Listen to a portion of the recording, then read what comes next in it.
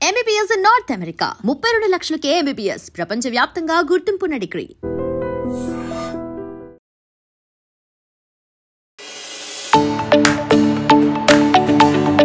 బ్రిడ్జ్టౌన్ international university school of medicine ఇది వచ్చేసి Barbados అనే కంట్రీలో ఉంది.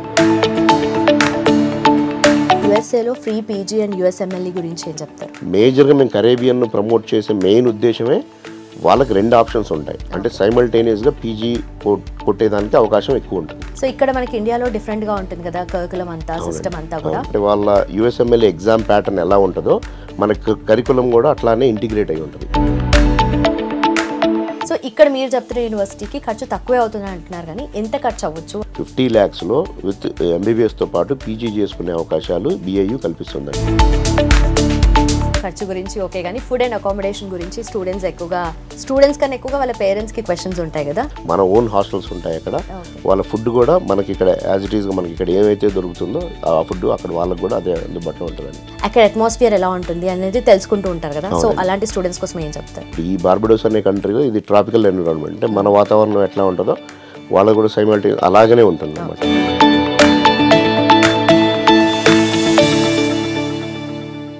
Welcome to I dream. నా పేరు లుంబిని. MBBS చేయటం మీ అంబిషనా? అయితే MBBSతో పాటు పీజీ చేసి యూఎస్లో సెటిల్ అవ్వాలనుకుంటున్నారా? అయితే నార్త్ అమెరికాలోని బార్బడోస్ కంట్రీలో ఒక యూనివర్సిటీ ఉంది, అదే బ్రిడ్జ్టౌన్ ఇంటర్నేషనల్ యూనివర్సిటీ. ఈ యూనివర్సిటీ ఇచ్చే MBBS డిగ్రీకి ప్రపంచవ్యాప్తంగా గుర్తింపు ఉంటుంది. ఇండియా B కేటగిరీ, C కేటగిరీలో చూసుకుంటే జనరలీ 70 లక్షల నుండి ₹1 కోటి వరకు ఖర్చు అవుతూ ఉంటుంది MBBS డిగ్రీ కంప్లీట్ చేయాలి అంటే. అదే ఈ యూనివర్సిటీలో, ఈ కంట్రీలో మీరు కనుక UG that the same time PG కూడా ఇంటిగ్రేటెడ్గా చేస్తే 40 లక్షల నుండి 45 లక్షల లోపే మీకు MBBS అనేది కంప్లీట్ అవుతుందన్నమాట. సో ఈ యూనివర్సిటీకి సంబంధించిన విశేషాలు మనకు అందించడానికి మనతో పాటు ఇవాళ బ్రిడ్జ్టౌన్ ఇంటర్నేషనల్ యూనివర్సిటీ నుండి ఇండియన్ అడ్మిషన్స్ రిప్రజెంటేటివ్ రాజు గారు ఉన్నారు. ఆయనతో మాట్లాడదాం. Hello sir, how are you? I'm good అండి. సో ఫైనలీ మనం ఫస్ట్ చూసుకుంటుంటే కనుక ఎక్కువగా బ్రిడ్జ్టౌన్ ఇంటర్నేషనల్ యూనివర్సిటీ నుండి మాట్లాడుకుంటున్నారు, అబ్రాడ్ ఇన్ MBBS గురించి మాట్లాడుకుంటున్నారు. సో ఈ యూనివర్సిటీ గురించి ఇన్ఫర్మేషన్ ఇస్తారా? ఈ Bridgetown international university school of medicine ఇది వచ్చేసి బార్బడోస్ అనే కంట్రీలో ఉందండి. ఓకే. ఈ బార్బడోస్ వచ్చేసి కరీబియన్ కంట్రీ అండి.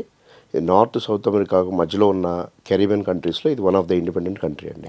సో అక్కడ మన BIU బ్రిడ్జ్టౌన్ ఇంటర్నేషనల్ యూనివర్సిటీ అక్కడ ఎస్టాబ్లిష్ అయ్యి ఉందండి. ఇది వచ్చేసి మనకి అక్కడ MD అనే ప్రోగ్రామ్ ఇస్తుంది ఈ స్కూల్ నుండి, which is equal to MBBS in India. అంటే చాలా సంవత్సరాల నుండి MBBS అబ్రాడ్ చేస్తున్నారు, ఇప్పుడే కొత్తగా స్టార్ట్ అయింది కాదు కదా, 50-60 ఏళ్ల నుంచి చేస్తున్నారు. అయితే MBBS అబ్రాడ్లో MBBS ఇన్ ఇండియాలో డిఫరెన్సెస్ ఏముంటాయి సార్? మెడిసిన్ ఎక్కడికి వెళ్ళినా ఒకటే అండి. So they have to learn all the 19 subjects అండి. బట్ ద టీచింగ్ మెథడాలజీ మారిపోతుందండి. మీకు ఇండియాలో ఒక టైప్ ఆఫ్ ఉంటుందండి. సో బయటికి వెళ్ళేటప్పుడు రకరకాల కంట్రీస్ ఉన్నాయండి. మీకు రష్యా, కిర్గిస్తాను, జార్జియా అట్లా డిఫరెంట్ కంట్రీస్ ఉన్నాయండి. సో మనది వచ్చేసి సెంట్రల్ అమెరికాలో ఉందన్నమాట. ఇది యుఎస్కి దగ్గరలో ఉందన్నమాట. సో మనకి వీళ్ళకి డిఫరెన్స్ ఏంటంటే వేరే కంట్రీస్ ఎక్కడైనా పెద్ద తేడా ఉండదండి అదర్ దాన్ ఫైనాన్స్.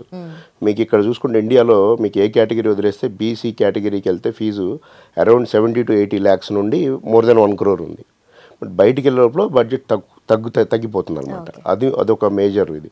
తర్వాత డిపెండింగ్ అపాన్ కంట్రీస్లో డిఫరెంట్ టీచింగ్ ప్యాటర్న్స్ ఉంటాయి. మేము వచ్చేసి BIU గురించి మాట్లాడుతున్నాం. ఇక్కడ ఏంటంటే మీకు ఇది ఎట్ పార్ విత్ USMLE అండి. ఈ curriculum at par with USMLE అంటే మీకు సైమల్టేనియస్గా ఇక్కడ మీరు అంటే మీ USMLE అంటే యూఎస్లో పీజీ ఫ్రీ ఆఫ్ కాస్ట్ అండి. త్రూ USMLEలో ఎంటర్ అవ్వాలి. సో మీకు ఇండియాలో వచ్చేటప్పటికి ఎట్లా ఉంటుందంటే 5 years తర్వాతనే పీజీ గురించి ఆలోచిస్తారు. ఇక్కడ ఏంటంటే ఇది ఇంటిగ్రేటెడ్ కరికులం ఉండటం వల్ల ఈ కరికులం ఫస్ట్ 2.5 years మెడిసిన్ అయిన తర్వాత వాళ్ళు స్టెప్ 1 రాయడానికి ఎలిజిబుల్ అవుతారనమాట. సో అది మేజర్ డిఫరెన్స్ అనమాట ఇక్కడికి అక్కడికి. సో దాంతోనే ఇంటిగ్రేటెడ్ ఉంటుంది కాబట్టి తర్వాత నెక్స్ట్ ఎప్పుడు చేయాలనేది ఆలోచన అవసరం లేదంటే. అవునండి. ఫస్ట్ 2.5 years అయిపోయిన తర్వాత USMLE స్టెప్ 1 రాసుకోవచ్చు.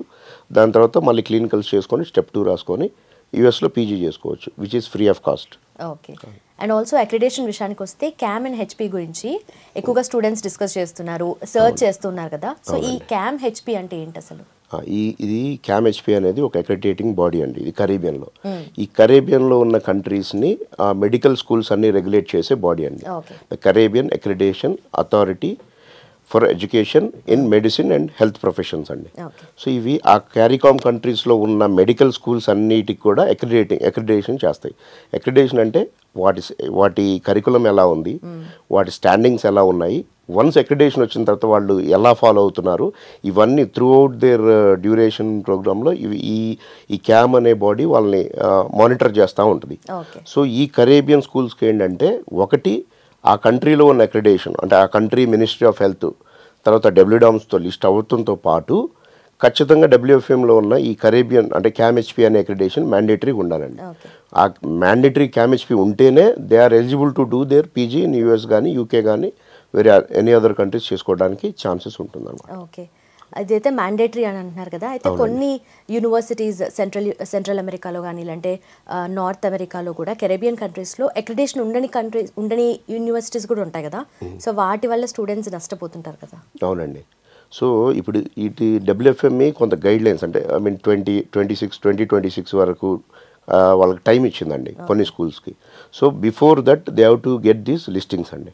సో కంపల్సరీ ఆ లిస్టింగ్ రావాల్సిందే. అలాగే వన్స్ వాళ్ళు అంటే ఈ అక్రిడేషన్ నుండి ఆ కాలేజ్కి అక్రిడేషన్ లేకపోతే కనుక వాళ్ళ డిగ్రీ లైక్ యూఎస్లో కానీ ఎనీ అదర్ అంటే బయటికి యూఎస్ యూకేలో వ్యాలిడ్ కాదండి.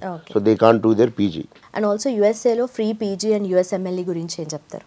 అదే ఇందాక మనం చెప్పుకున్నట్టు ఇటు ఏంటంటే ఇక్కడ బేసికల్గా ఇక్కడ 2.5 years అయిపోయిన తర్వాత మన కరికులం అంతా యూఎస్ఎంఎల్ఈకి ఇంటిగ్రేట్ అయి ఉంటుంది. ఇంటిగ్రేట్ అంటే వాళ్ళ సిలబస్ అంటే వాళ్ళ యూఎస్ఎంఎల్ఈ ఎగ్జామ్ ప్యాటర్న్ ఎలా ఉంటుందో మన కరికులం కూడా అట్లానే ఇంటిగ్రేట్ అయి ఉంటుంది. ఎగ్జామ్ ప్యాటర్న్ కానీ టీచింగ్ మెథడాలజీ కానీ అవన్నీ. సో దానివల్ల ఏమవుతుందంటే స్టూడెంట్ ఫస్ట్ 2.5 years అయిపోయిన తర్వాత వాళ్ళు ఎన్బిఎంఏ అనే ప్రిపరేషన్ ఎగ్జామ్ ఉంటుంది. దాన్ని ప్రిపరేషన్ అంటే if is capable to do step 1 only వాళ్ళ ప్రిపరేషన్ ఎగ్జామ్ చూసిన తర్వాతనే మేము స్టెప్ 1 రాయడానికి వాళ్ళు ఎలిజిబుల్ అవుతారు. వన్ స్టెప్ 1 రాస్తే ఏంటంటే వాళ్ళకి కాన్ఫిడెన్స్ వస్తుంది. సో తర్వాత క్లినికల్స్ చేసుకొని స్టెప్ 2 చేసుకొని యూఎస్లో పీజీ చేసుకోవడానికి ఛాన్స్ ఉంటుంది. అండ్ ఆల్సో ఎంబీబీఎస్ అంటే చాలామంది జార్జియా కానీ రష్యా కానీ ప్రిఫర్ చేస్తుంటారు కదా, సో మీరు చెప్పే ఈ యూనివర్సిటీకి అండ్ ప్లస్ పాయింట్స్ ఏంటి అండ్ ఎక్కడ ఈ డిఫరెన్సెస్ ఏముంటాయని చెప్తారు? సో మాదేంటంటే ఖచ్చితంగా 5.5 years మెడిసిన్ కంప్లీట్ అవుతుందండి. అండ్ వాళ్ళకి ఏంటంటే ఈ మెడిసిన్తో పాటు అంటే ఇప్పుడు మనం మెడిసిన్ అంటే విత్ ఎంబీబీఎస్ నథింగ్ అండి. ఎంబీబీఎస్ తర్వాత పీజీ గురించి కూడా ఆలోచించాలి. ఎందుకంటే ఎంబీబీఎస్ తోటి ప్రాక్టీస్ చేసుకోవడం అనేది ఇప్పుడు ఉన్న కండిషన్స్లో మీకు తెలుసు అది దట్ ఈస్ నాట్ పాసిబుల్ అని. అది డ్యూటీ డాక్టర్ గానో అలా చేయాలి తప్పితే దానికంటే పెద్ద గుర్తింపు ఉండదండి. సో ఎంబీబీఎస్ తర్వాత పీజీ చేస్తేనే వాళ్ళకి దానికి సరైన ఉపయోగం ఉంటుంది వాళ్ళ ఎంబీబీఎస్కి. సో దానికోసం ఏంటంటే మనం ఈ స్కూల్కి వస్తే ఇది ఇంటిగ్రేట్ అవ్వడం వల్ల వాళ్ళకి 2 అవకాశాలు ఉంటాయి. ఒకటి if they are capable enough they can write USMLE and యూఎస్లో కానీ యూకే ప్లాబ్ రాసి యూకేలో కానీ సెటిల్ అవ్వడానికి అంటే పీజీ చేయడానికి ఆస్కారం ఉంటుంది. వన్స్ పీజీ చేసిన తర్వాత వాళ్ళు ఇండియా వచ్చిన తర్వాత వాళ్ళు ఏ ఎగ్జామ్ రాయకుండా ప్రాక్టీస్ చేసుకోవచ్చు విత్ ఆ డిగ్రీ తోటి. సో అది కాకపోయినా సెకండ్ ఆప్షన్ అది రాలేదు చాలామందికి, అందరూ వెళ్ళిన 100 మందికి రావాలని లేదు. సో వాళ్ళ యొక్క చదువు అంటే వాళ్ళు చేసే ప్రిపరేషన్ హార్డ్ వర్క్ వాళ్ళ దాన్ని బట్టి వస్తుందన్నమాట. రాని వాళ్ళకి సెకండ్ ఆప్షన్గా ఇండియా వచ్చి మళ్ళీ ఎఫ్ఎంజీ రాసుకోవడానికి ఛాన్స్ ఉంటుంది. ఓకే. సో ఇక్కడ మనకి ఇండియాలో డిఫరెంట్గా ఉంటుంది కదా కరికులం అంతా, సిస్టమ్ అంతా కూడా. సో ఎంబీబీఎస్ కంప్లీట్ చేసిన తర్వాత వాళ్ళు పీజీ రిలేటెడ్ ఎంట్రన్స్ ఎగ్జామ్ రాసి వాళ్ళకి వచ్చిన ర్యాంక్ని బట్టి స్పెషలైజేషన్ ఉంటుంది. సో ఇక్కడ డిఫరెన్స్ ఎలా ఉంటుంది? కంప్లీట్గా ఇక్కడ పీజీ అనేది they will choose only either in the US or UK. So ఇక్కడ యూఎస్లో ఎలా ఉంటుందంటే 3 years అంటే డిపెండ్స్ అపాన్ దేర్ పీజీ. వాళ్ళకి రెసిడెన్సీ అంటామండి. యూఎస్లో పీజీని రెసిడెన్సీ అంటాం, విచ్ ఇస్ అంటే మనకి పీజీ ఎట్లనో అక్కడ రెసిడెన్సీ అంటాం. సో అక్కడ రెసిడెన్సీ ప్రోగ్రామ్ వాళ్ళకు వచ్చిన మార్క్స్ని బట్టి వాళ్ళకు వచ్చిన స్పెషలైజేషన్ బట్టి డ్యూరేషన్ ఉంటుంది. అది 3 to 5 years ఉండొచ్చు, 6 years ఉండొచ్చు. Depending upon the specialization they get ఆ డ్యూరేషన్ ఉంటుంది. మనకాడ ఎంబీబీఎస్ అయిపోయిన తర్వాత 3 years ఉంటుందండి పీజీ. తర్వాత మళ్ళీ పోస్ట్ గ్రాడ్యుయేషన్ ఉంటుంది, సూపర్ స్పెషాలిటీ అంటాం. అట్లా వాళ్ళకి అక్కడ ఇంటిగ్రేట్ అయి ఉంటుంది. అది 3 years కావచ్చు, 5 years కావచ్చు, depends upon the specialization they get అండి. సో జనరల్లీ ఎవరైనా డిగ్రీ గురించి మాట్లాడితే ఓన్లీ ఆ డిగ్రీ గురించే మాట్లాడుతున్నారు, బట్ మీరైతే పీజీ గురించి కూడా ఇంక్లూడ్ చేసి మాట్లాడుతున్నారు కదా. సో ఇది స్టూడెంట్స్ లైఫ్ని ఎలా ఎఫెక్ట్ చేస్తుంది అండ్ ఎలా వాళ్ళు ముందుకు తీసుకెళ్ళగలుగుతారు? అదండి మనం చెప్పుకున్న డిస్కషన్లో ఇది మేజర్గా మన సబ్జెక్ట్ మొత్తం పీజీ గురించే మాట్లాడుతున్నాం. ఎందుకంటే ఎంబీబీఎస్ తర్వాత అంటే ఇక్కడ ఎంబీబీఎస్ చేసినాక 5 years తర్వాతనే పీజీ గురించి ఆలోచిస్తారు. ఇక్కడ ఇంటిగ్రేట్ అయ్యి ఉండటం వల్ల అది వాళ్ళకి అడ్వాంటేజ్ అవుతుంది కదా డెఫినెట్గా.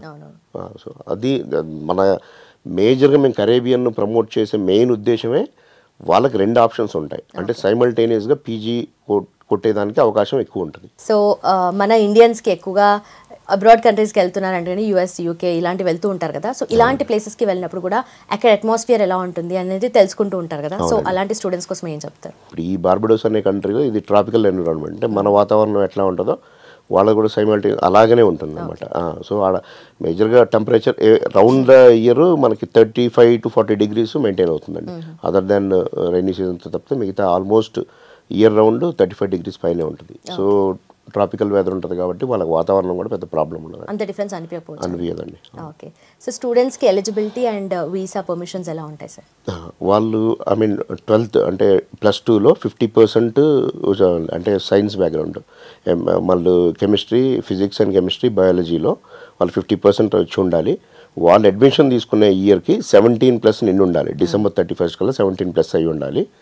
50% బైపీసీలో ఉంటే కనుక దే ఆర్ అండ్ నీట్లో క్వాలిఫై ఉండాలి. ఓకే. సో ఈ క్రైటీరియా కనుక మ్యాచ్ అయితే they are eligible to take admission.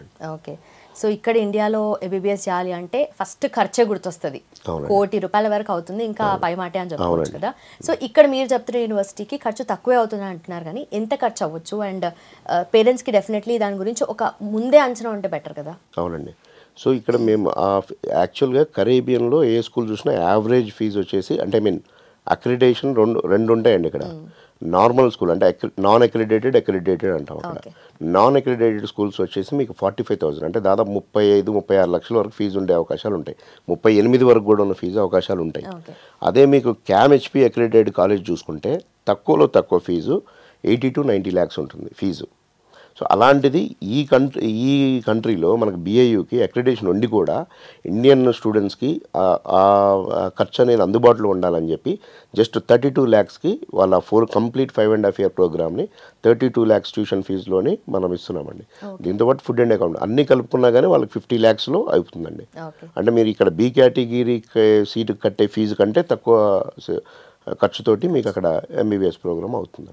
And యూనివర్సిటీలో కంప్లీట్ చేసిన తర్వాత ఎంబీబీఎస్ కానీ పీజీ ఇంటిగ్రేట్ అంటున్నారు కాబట్టి కంప్లీట్ చేసిన తర్వాత స్టూడెంట్స్కి ఆపర్చునిటీస్ ఎలా ఉంటాయి సార్?